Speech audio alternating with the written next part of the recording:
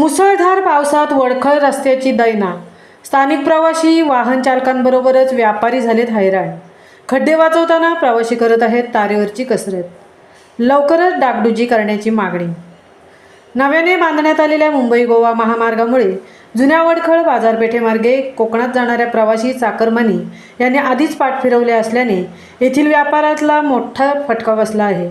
यातच आता वडखळ मार्गावर मोठमोठे खड्डे पडून रस्त्याची अक्षरशः दैना झाली आहे. त्यामुळे येथील स्थानिक प्रवासी, वाहन चालक तसेच व्यापारी हैराण झाले असून लवकरच संबंधित विभागाने याकडे लक्ष देऊन रस्त्याची योग्य डागडुजी करावी अशी मागणी जोर धरत आहे. महामुंबईसह प्रशांत पोद्दार, पेण.